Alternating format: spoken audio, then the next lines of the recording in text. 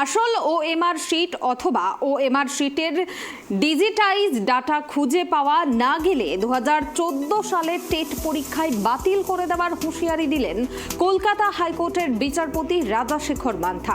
কিভাবে নিয়োগ হয়েছিল এবং কোথায় দুর্নীতি হয়েছিল তা আগামী মঙ্গলবারের মধ্যে সংক্ষিপ্ত রিপোর্ট আকারে সিবিআইকে আদালতে জমা দেওয়ার নির্দেশ বিচারপতি রাজাশেখর মান্থার। আসল ওএমআর শিট অথবা ওএমআর শিটের ডিজিটাইজ ডাটা খুঁজে না পাওয়া গেলে 2014 সালের টেট পরীক্ষায় বাতিল করে দেওয়ার হুঁশিয়ারি দিয়েছেন কলকাতা হাইকোর্টের বিচারপতি রাজাশেখর মান্থা। আমরা বিস্তারিত জেনে নেব। এই মুহূর্তে আমার সঙ্গে টেলিফোন লাইনে জুড়ে আছেন ট্রাইব টিভির প্রতিনিধি কলকাতা থেকে রিমিক। রিমিক, যে ওএমআর শিট অথবা ওএমআর শিটের যে ডিজিটাইজ ডাটা সেটা খুঁজে না পাওয়া গেলে 2014 সালের টেট পরীক্ষা বাতিল করে দেওয়ার হুঁশিয়ারি দিয়েছেন কলকাতা হাইকোর্টের বিচারপতি রাজাশেখর মান্থা। বিস্তারিত জানাও।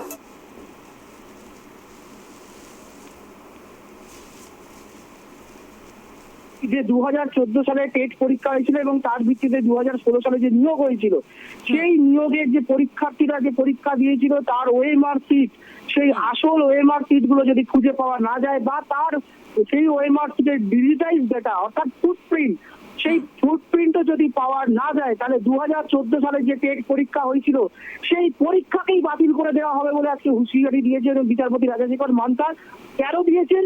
কেননা এতদিন ধরে যে এই নিয়োগ দুর্নীতির মামলা চলছিল, এতদিন চলছিল, এটা প্রাক্তন যে বিচারপতি অভিজিৎ গঙ্গোপাধ্যায়ের এজলাসে, সেই মামলা অভিজিৎ গঙ্গোপাধ্যায় ছেড়ে দেওয়ার পর সেই মামলাটি আসে হচ্ছে রাজাশেখর মান্থার এজলাসে। সেখানে কিন্তু গত শুনানিতে পর্ষদ দাবি করেছিল যে তাদের কাছে তাদের অরিজিনাল আসল যে ওএমআর শিট সেগুলোকে নষ্ট করে দেওয়া হয়েছে, তার পরিবর্তে তাদের কাছে ডিজিটাইজ যেটা আছে অর্থাৎ স্ক্যান কপি আছে। কিন্তু পরে আদালতে পর্ষদ জানায় তাদের কাছে কোনো ডেটা নেই এবং এই নিয়োগ প্রক্রিয়া যে তদন্ত করছে কেন্দ্রীয় তদন্তকারী সংস্থা সিবিআই, এটাই কিন্তু বিস্ময় প্রকাশ করেন রাজাশেখর মান্থা। তিনি পরিষ্কার বলেন যে পর্ষদ আদালতে দাবি করেছিল তাদের কাছে ডিজিটাইজ যেটা আছে এবং সেই ওএমআর শিটের প্রতিলিপিও হেমন্ত চট্টোপাধ্যায় বলে একজন পরীক্ষার্থীকে দিয়েছিল। তারপরেও পর্ষদ কি করে বলছে তাদের কাছে ওএমআর শিটের ডিজিটাইজ ডাটা নেই। তিনি দ্রুত এই ডিজিটাইজ ডাটা বা ওএমআর শিটের আসল তথ্য খুঁজে বার করার জন্য সিবিআই কে নির্দেশ দিয়েছেন এবং আগামী মঙ্গলবারের মধ্যে একটি সংক্ষিপ্ত রিপোর্ট এই নিয়ে জমা দিতে হবে। 2014 সালের নিয়োগে কিভাবে নিয়োগ হয়েছিল, কোথায় দুর্নীতি হয়েছিল, যেটা সিবিআই অভিযোগ করছে যে 304 জনের বেআইনি নিয়োগ হয়েছিল 2014 সালের টেট পরীক্ষার ভিত্তিতে 2016 সালে যে নিয়োগ হয়েছিল, সেই নিয়োগ কিভাবে হয়েছিল, কিভাবে দুর্নীতি হয়েছিল নিয়োগে, সেই সমস্ত কিছু আগামী মঙ্গলবারের মধ্যে সংক্ষিপ্ত রিপোর্ট আকারে দিতে হবে।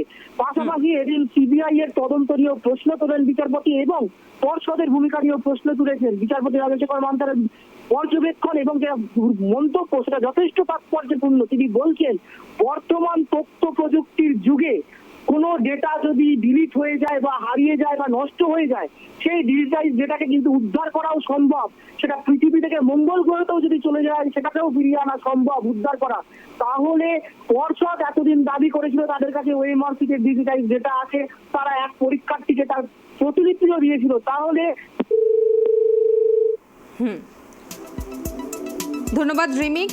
আপনাদের আবারও একবার জানিয়ে রাখবো, আসল ওএমআর শিট অথবা ওএমআর শিটের ডিজিটাইজ ডাটা খুঁজে না পাওয়া গেলে 2014 সালের টেট পরীক্ষায় বাতিল করে দেওয়ার হুঁশিয়ারি দিয়েছেন কলকাতা হাইকোর্টের বিচারপতি রাজাশেখর মান্থা। আপনাদের জানিয়ে রাখবো 2014 সালের যে টেট পরীক্ষা হয়েছিল সেই অনুযায়ী কিন্তু 2016-তে নিয়োগ হয়েছিল।